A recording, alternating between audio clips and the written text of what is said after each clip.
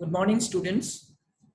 So I am back again with the general considerations of the antimicrobial agents part 2. So in the part 1, we have already discussed few points like the few definitions of the antimicrobial agents related with the antimicrobial agents like chemotherapeutic agents, then antibiotics, then antimicrobial agents and antibiotics differences, then history of chemotherapy, then classifications of the antimicrobial agents. We have discussed the classification according to the chemical structures, mechanism of actions, spectrum of activities. Then we have also talked about the problems of use of antimicrobial agents like toxicity, hypersensitivity reactions, resistance, then superinfections, masking of infections. Today we'll be talking about the choice of antimicrobial agents, then advantages and disadvantages of antimicrobial agents combinations, prophylactic use of antimicrobial agents, and failure of antimicrobial therapy. Say suppose a patient has come with fever or any sign symptoms of infection. So we have decided you will go with the prescription of giving antimicrobial agents. Now question is, there are so many antimicrobial agents, which antimicrobial agents to be chosen? So the few questions will come to your mind. Say, which antibiotics shall I prescribe? Then whether my antimicrobial agents which are going to prescribe is sensitive to that particular organisms, or whether the antimicrobial agents will reach to the site of infection or not, or is there any adverse effects, or these antimicrobial agents can be prescribed to the pregnant woman if your patient is a pregnant lady, or it can be prescribed in a children. So there are so many factors, right? So these factors, let us arrange what are the factors which will dictate the choice of antimicrobial agents. If necessary, antimicrobial agent has to be chosen from the large number of available antimicrobial agents. So choice depends upon the peculiarities of patients, the infecting organisms, and the drug. So it may be the patient related factors, then it may be a drug related factors, or it may be a organism related factors.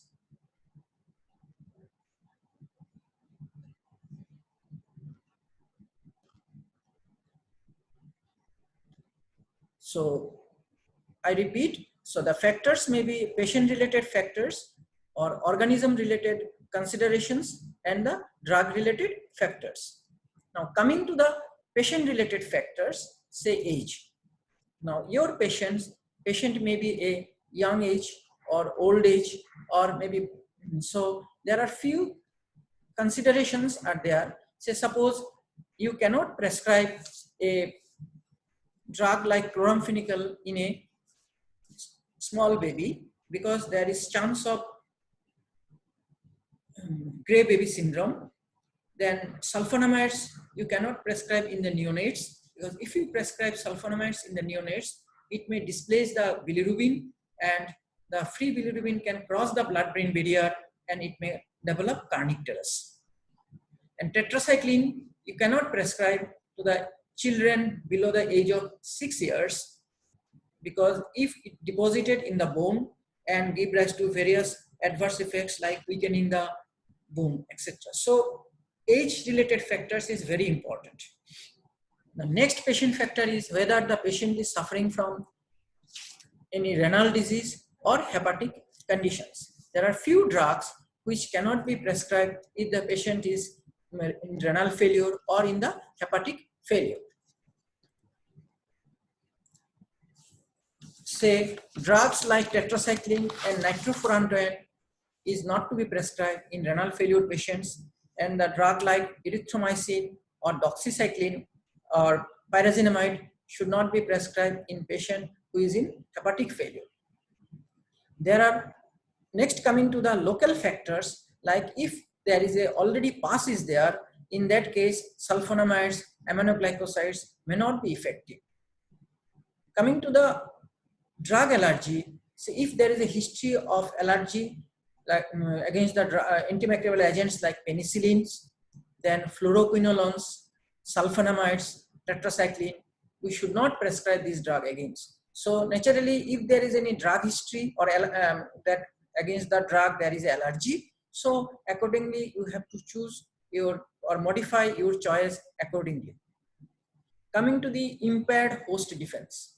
Now, if the host defense is normal, then and the infection is mild type, you can give bacteriostatic drugs. But if the patient is host defense is compromised, in that case, you have to choose an antimicrobial agent which is bactericidal.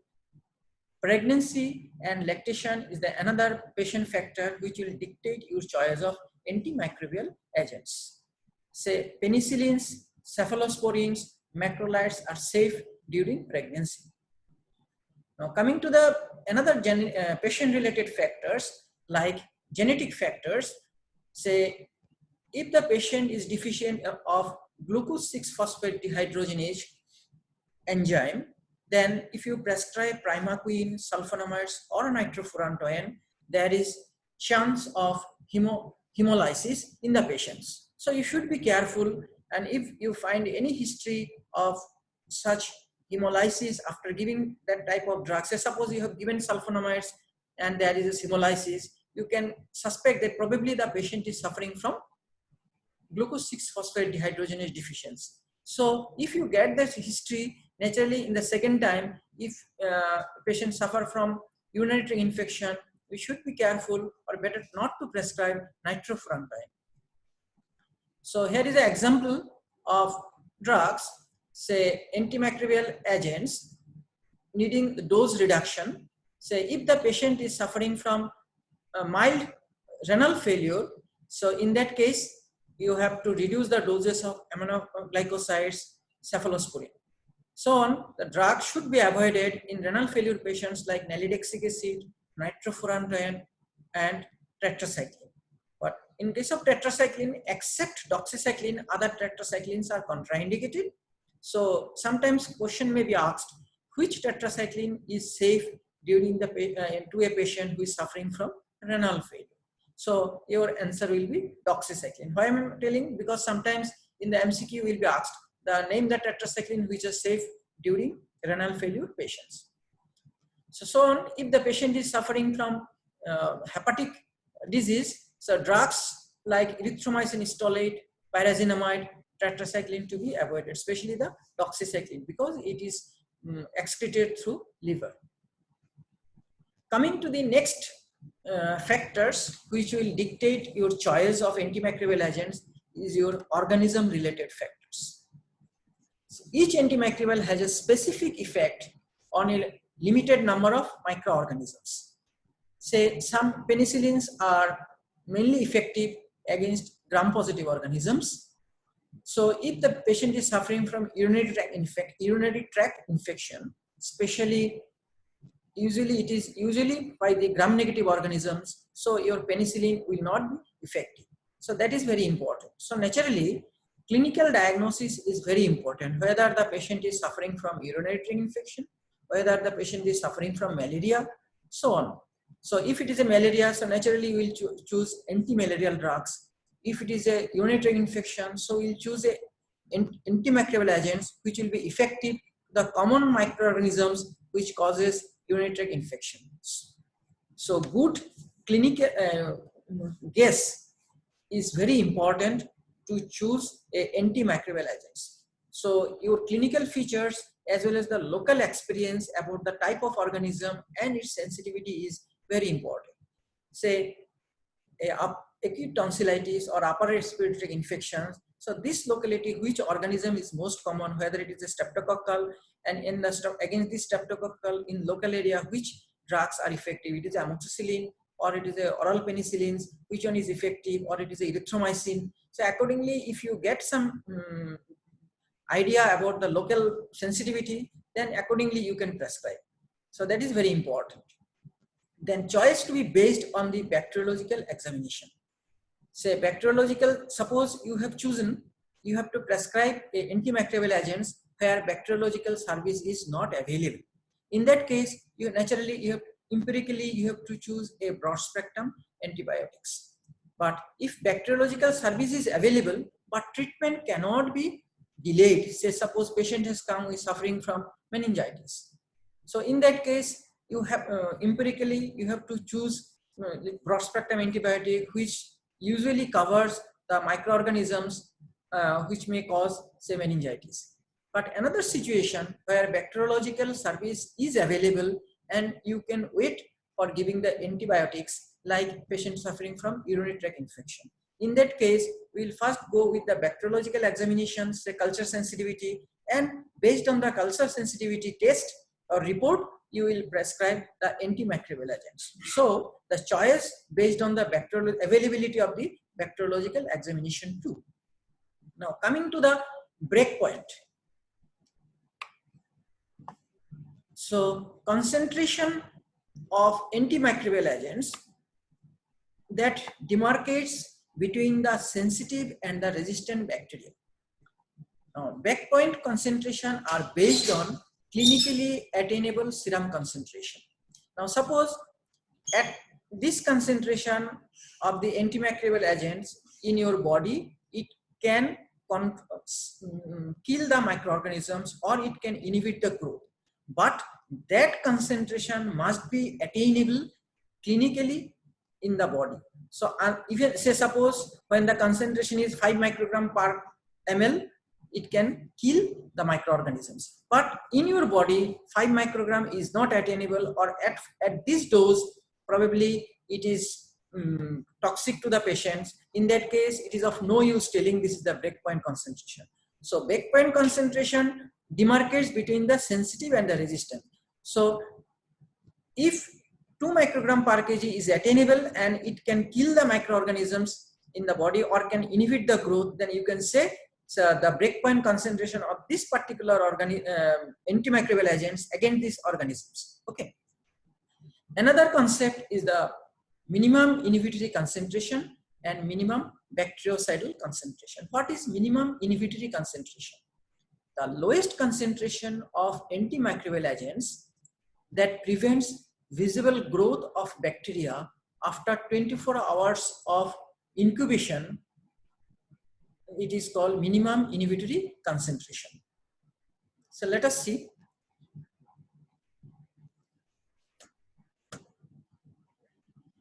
Say a tube containing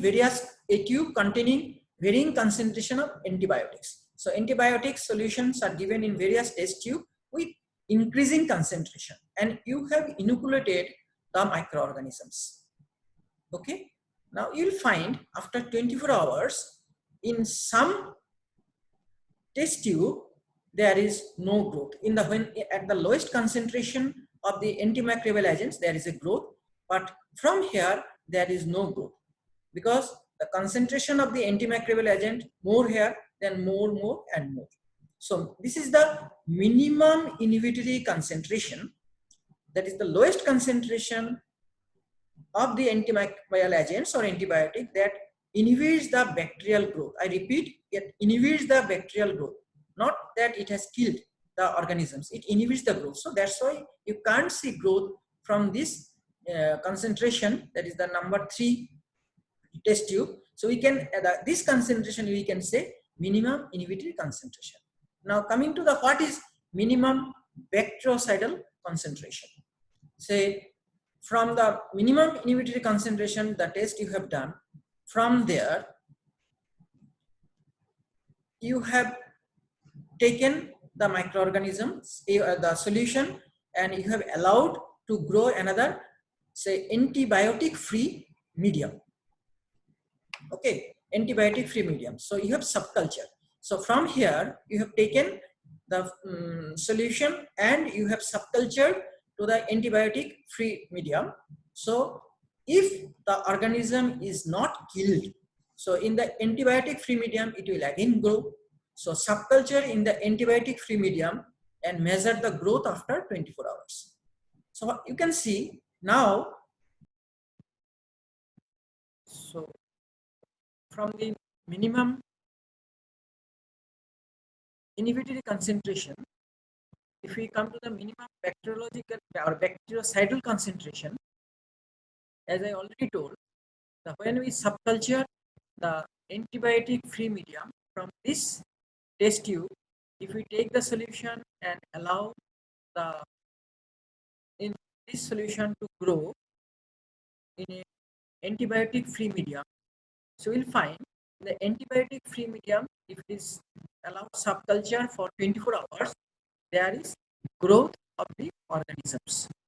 Why it has been growth? Because in inhibitory concentrations in presence of antibiotics, so the growth has been inhibited, but when this solution has been allowed to grow in an antibiotic free medium, as it has not been killed by the antibiotic, so it has again started growing.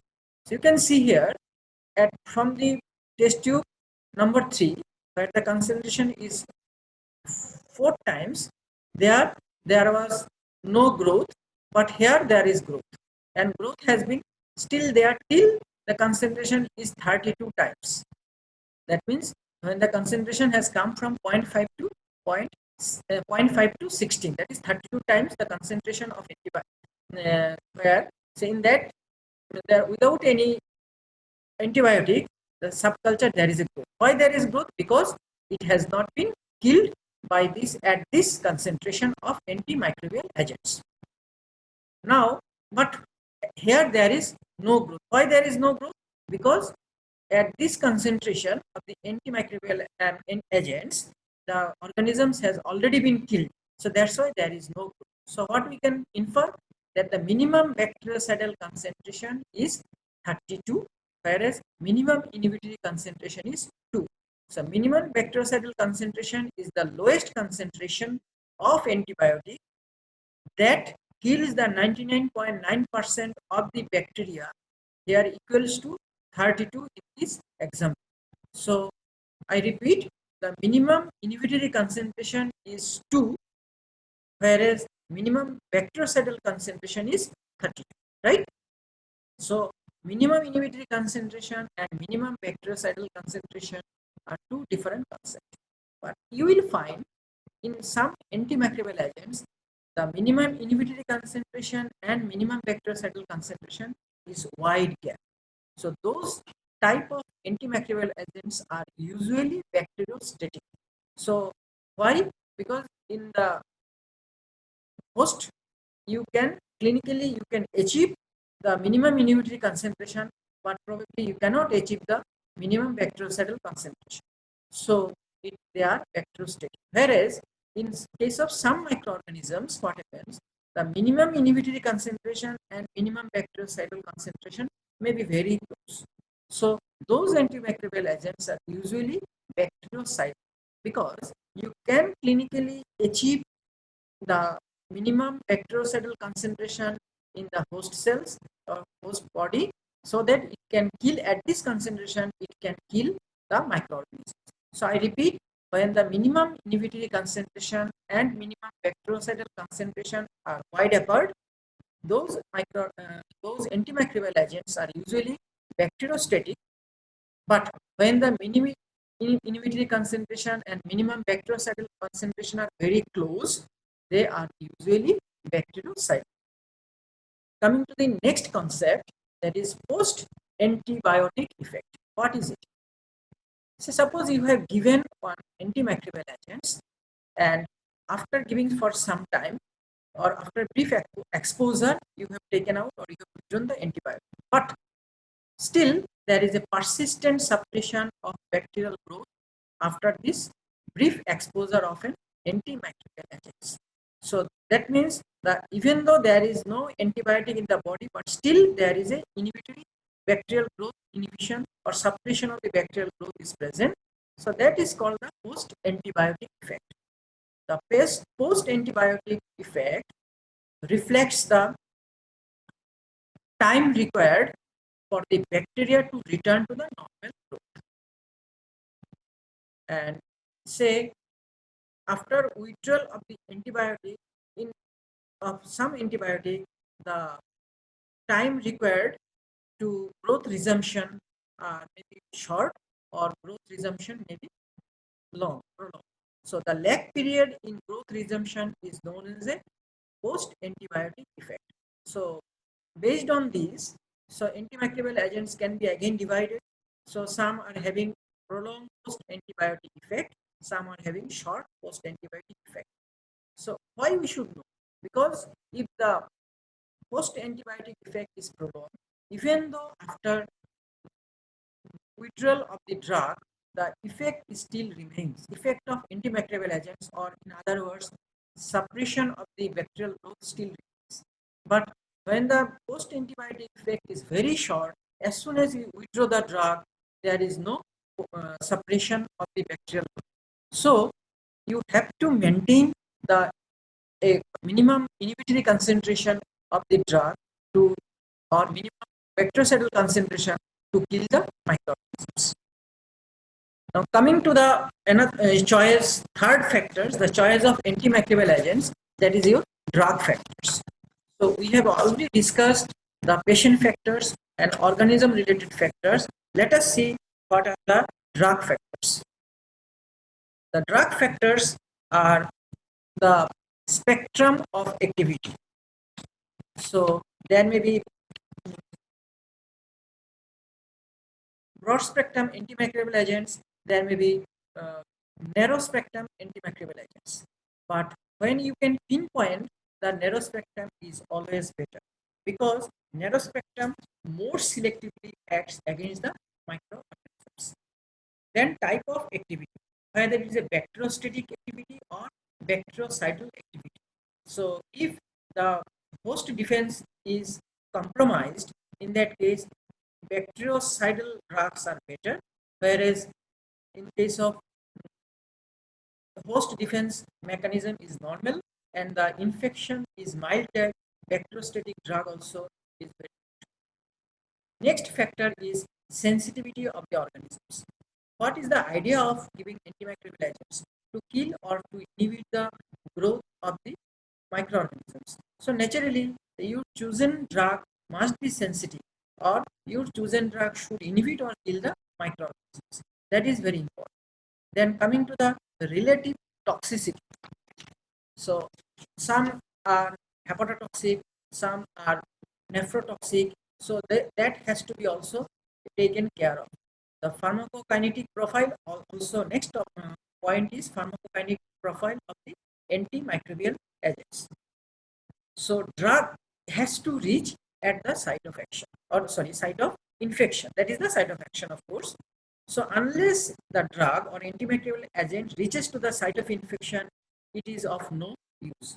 So when you choose a drug, so you should always keep in mind that whether my drug will be available at the site of action. Say suppose you want to sterilize the gut. So you have to choose such a drug which should not be absorbed from the gut. So it should be, the concentration of the antimicrobial should be sufficient enough in that. Say for gut sterilization we use neomycin. Say another patient, say suffering from urinary tract infection. So your chosen drug should be excreted through kidney, so that the sufficient concentration are available in the kidney. Then if the patient, another example, if the patient is suffering from, say, extra-intestinal amoebiasis, so you should not choose a drug which is mostly absorbed from the intestine. So rather a drug which should not be absorbed or more concentration is available in the intestine, that type of drug should be prescribed. So we never prescribe chloroquine in the intestinal amoebiasis. So if it is the intestinal amoebiasis, if you use chloroquine absorption from the gut is very good. So the very minimum concentration of the chloroquine is available in the gut. So it will not be effective in the intestinal amoebiasis. Then routes of drug administration is again important. So few drugs are orally effective, few are both orally as well as the parenterally effective and few drugs are only parenterally effective. So if the patient is mild, suffering from mild infection and can take orally, so we need not go for the drugs which are effective, which has to be given parenterally. But if the patient is very serious, cannot take orally, or you have to drastically treat the patient, in that case we choose a drug which are effective in a parenteral route. Another very important is your evidence of clinical efficacy. So if you choose a drug, there should be clinical evidence that yes, this drug is effective against this group of drugs.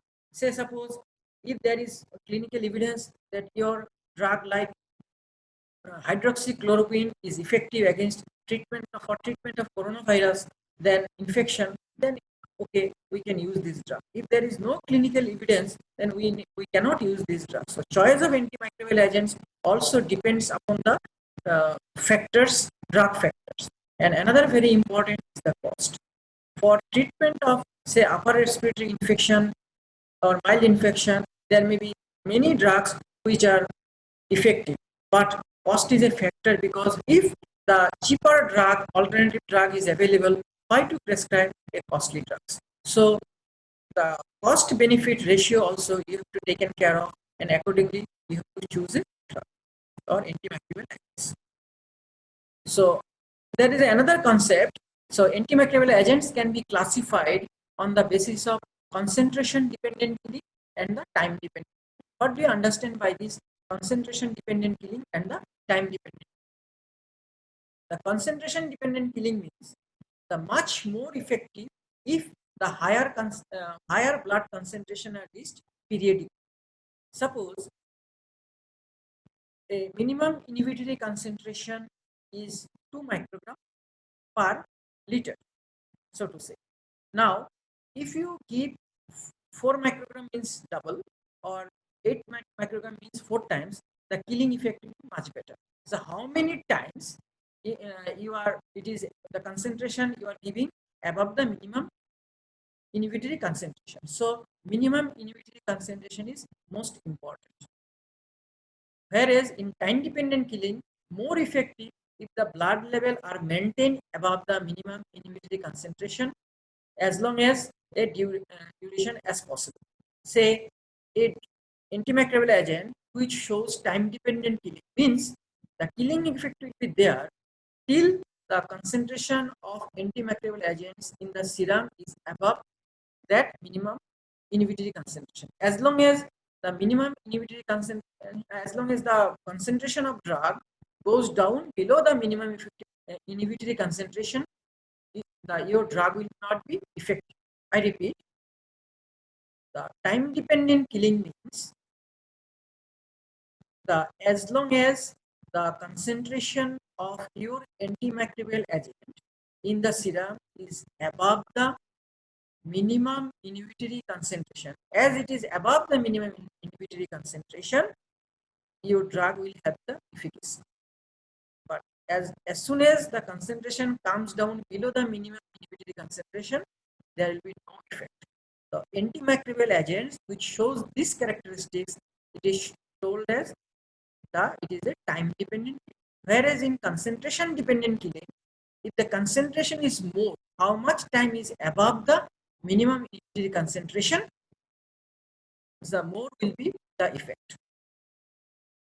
Okay, so in case of time dependent killing, the length of time above the minimum inhibitory concentration is more important for the efficacy of antimicrobial agents. Now, in case of concentration dependent killing, rate and extent of killing action is concentration dependent and increases with increasing drug concentration. If the concentration is more, killing will be more. Whereas in case of time dependent killing, the bactericidal activity continues as long as their serum concentration is maintained above the minimum inhibitory concentration for the entire interval between the doses. So the drug which shows time dependent killing, a continuous infusion is better than the intermittent administration of the drug. Okay. So the example of concentration dependent killing is your aminoglycoside fluoroquinolones, whereas time dependent killing example is your beta-lactam antibiotics and the vancomycin. Now, according to this concentration dependent killing and the time dependent killing, we can classify the antimicrobial agents in three groups. In group 1, which shows the concentration dependent killing and prolonged post antibiotic effect. So those example is your aminoglycosides and fluoroquinolones. Means if you give higher concentration of aminoglycoside, the killing will be better. Instead of giving 24-hour dose in divided doses, say gentamicin, say instead of giving 60 milligram 8 hourly, if you give the 8 hourly means 3 times a day. If you give 180 milligram, the whole 24-hour dose in single shot, the concentration will be much more. And as it has post-antibiotic effect, even though that you are not maintaining the for next of this, after first dose, you are not giving another dose, you are giving for another 24 hours. So as it shows concentration dependent killing, if the concentration will be more, so if killing effect will be more. And you may ask, sir, we are not repeating the dose afterwards, because we need not repeat, because it has prolonged post-antibiotic effect. Group B is group 2 is the antimicrobial agents which show time-dependent killing and shorter post-antibiotic effect. Means there doesn't have any post-antibiotic effect. So lag period after discontinuation of the antimicrobial agents, the lag period is very short of the growth. The lag period for the growth is very short and shows the time-dependent, say beta-lactam antibiotics. So those antibiotics, it is better, you should give more frequently. Best is if you give infusion. Another group is there, they shows time-dependent killing with post-antibiotic effect. So after large dose of the antibiotics, you will have some post-antibiotic effect. So this drug, so you can has time-dependent killing as long as it is above the concentration. It will show the above the minimum inhibitory concentration. It will show the effect, but it also has the prolonged post-antibiotic effect. So example under this group are azithromycin and the clarithromycin. Now coming to the combined use of antimicrobial agents. Sometimes we combine two antimicrobial agents together. So what is the aim? What is the objective? Why we are combined? To achieve the synergy. You will find that sometimes for the treatment of tuberculosis or AIDS, we usually use, or even in the subacute bacterial endocarditis treatment, we use more than one antimicrobial. Why we use? What is the idea? To achieve the synergy. Next aim is to reduce the severity of incidence of adverse effects. If you use two drugs, so you need not prescribe one drug in higher dose. In that case, we can reduce the adverse effects of the individual, and also to prevent the emergence of resistance. So when you attack in two different ways, so naturally the chance of resistance is very less, and of course the broaden the spectrum of antimicrobials. So when you combine these two drugs, two antimicrobial agents, it may broaden the spectrum. But there are some disadvantages too for if you combine antimicrobial agents. What are these? Those disadvantages. Say it fosters a casual rather than a rational outlook in the diagnosis of infection and the choice of antimicrobial agents. Say to diagnose a case clinically, and then after investigation, you have to work.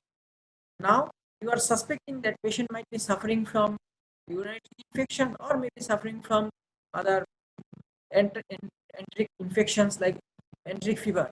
So you might be thinking, okay, I'll give two drugs so that it will cover both. So you will not go for the investigations, or you will not break your head for what should be the best choice. So it is a rather casual approach, and it is a irrational outcome. So, and if combinations are there, there is increased incidence of variety of adverse effects. So if you give only one drug which is hepatotoxic, another drug you have combined that is uh, toxicity, shows toxicity against the kidney. So both patients are exposed to both hepatotoxicity and the renal toxicity, and there is more chance of superinfection. If you combine two antimicrobial agents, there is more chance of superinfections, and there is emergence of resistance if inadequate dose of non-synergism drugs are used together. Now, of course, if you use two antimicrobial agents, there is chance of increased cost of a therapy. So these are the few disadvantages of antimicrobial agents combinations. As far as practicable, we should not combine the two antimicrobial agents. For that, you have to specify the investigations and clinical workup, as well as the you have to pinpoint the investigations. But in that way, you can avoid many disadvantages of or antimicrobial agents combinations. There are some situations where antimicrobial agents are used prophylactically. Say, prevention of streptococcal infection in patient with history of rheumatic heart disease. So there we use penicillin for prolonged. There are some patients, pre-treatment of patients undergoing dental extractions who have implanted prosthetic devices. There we use antimicrobial agents prophylactically.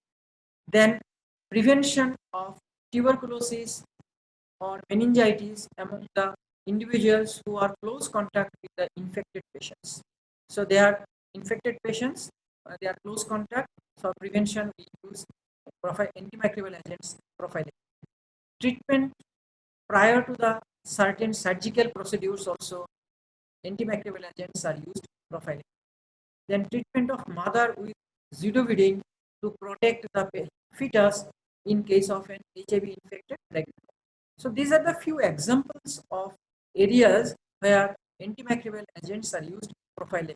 Say another use is, say, in a malaria endemic area, you have to visit or for the treatment purpose. So anti-malarial drugs you can take prophylactic. So sometimes examiner may ask you name some antimicrobial agents or conditions where antimicrobial agents are used prophylactic. So these are the few examples of prophylactic use of antimicrobial agents. Now coming to the failure of antimicrobial agents. Sometimes it may happen that you have rationally chosen the drug, but still there is a failure.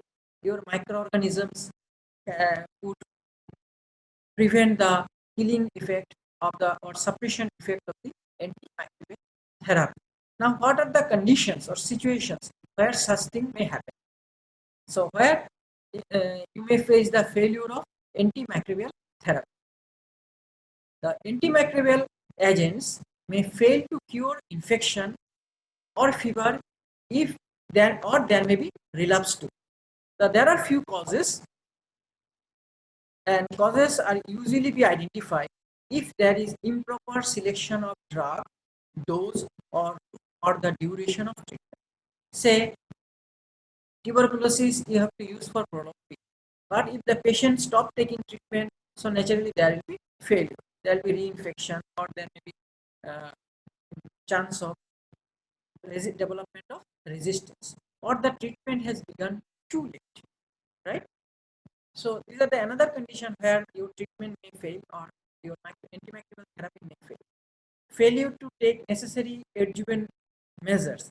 Say there is a pus, so you have to drain the pus first, or if there is a stone formations or unit infection in presence of renal stone, so renal stone has to be removed first, otherwise your antibiotic will not be effective. Poor host defense, as in leukemia, neutropenia, these are another areas where there is a chance of failure of antimicrobial therapy. Infective organisms present behind the barrier, say in case of subacute bacterial endocarditis, or the infection is inside the eye, so that your antimicrobial agents are not easily accessible to that infective area, so there may be failure. trying to treat a untreatable infections or other causes of fever, say fever due to malignancy or collagen disease. So there your antibiotic will not be effective. So you may treat a thing that your drug is not effective or there is a failure of antimicrobial therapy. The presence of dormant or altered organisms, say especially in case of tuberculosis. So different forms tuberculosis infection organisms may be there. So when there is in the dormant state, your no antimicrobial agents or antitubercular agents will be effective against Mycobacterium tuberculosis. So these are the few areas where your antimicrobial agents may not be effective, right? So that's all from my side regarding the general considerations of the antimicrobial agents. So in 2 sessions of general considerations of the antimicrobial agents, I tried to cover the few definitions like what you understand by antimicrobial agents or antibiotics. So what is the basic difference between antibiotics and the antimicrobial agents?